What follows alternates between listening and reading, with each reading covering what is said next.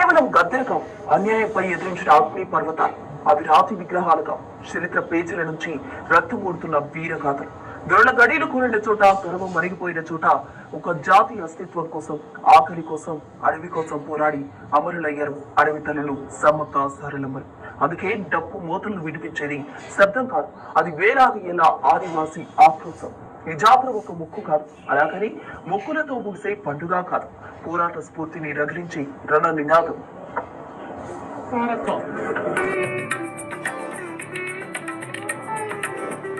ఎక్కడో స్వర్గంలో పుట్టిన దేవతలు కాదు వీరు. ఈ మట్టిలో పెరిగి, ఈ మట్టి కోసం పోరాడి, మట్టిలోనే మమేకమైన మాతృమూర్తులు. మేడారం అడవుల్లో సమ్మక్క శ్వాస ఉంది. జంపన్న వాగు పరవళ్లలో ఆ వీరుల రక్తం ప్రవహిస్తుంది. దేవాలయ గోపురాల నీడన కాదు, కారడవి మధ్య ఆకలి తీరని ఆదివాసీల గుండె చప్పుడులో సమ్మక్క పుట్టింది. అందుకే ఇది భయం కలిగించే భక్తి కాదు, భరోసా ఇచ్చే ఒక మహాశక్తి అంటుంటారు.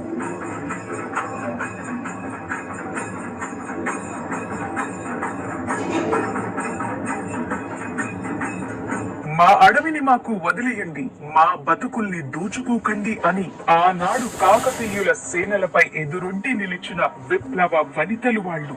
తన బిడ్డలు నేల కొరికిన, భర్త బలిదానం చేసిన వెన్ను చూపని వీరత్వం సమ్మక్కది. అందుకే ఇక్కడ పాలరాతి గోడలుండవు, భక్తుల కన్నీళ్ళి అభిషేకాలు, బంగారు విగ్రహాలుండవు. తలకెత్తుకున్న బెల్లం ముక్కల్లోని ఆ తల్లి ప్రతిరూపం కనిపిస్తుంది. మా ఇంటి ఇలవేల్పే కాదు, మా గుండెల్లో నిలిచిన ధైర్యం మా సమ్మక్క అంటారు భక్తులు. చాలా బాగుంది. లాస్ట్ టైం వచ్చిన దానికంటే ఈసారి చాలా చేంజెస్ కనబడుతున్నాయి. Thanks to Seethakka, Revanth Reddy. చాలా హ్యాపీగా ఉంది. రోడ్స్ బాగున్నాయి.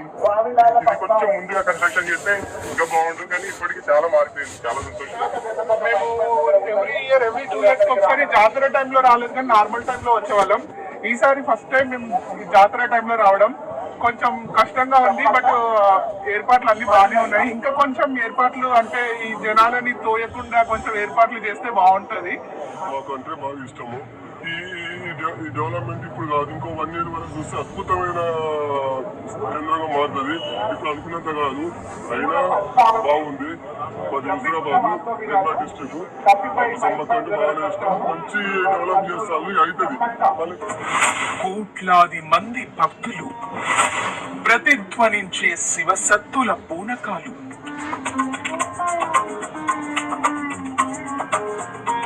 ఈ పూనకం అంటే ఏదో శక్తి ఆవహించడం కాదు, అది అన్యాయంపై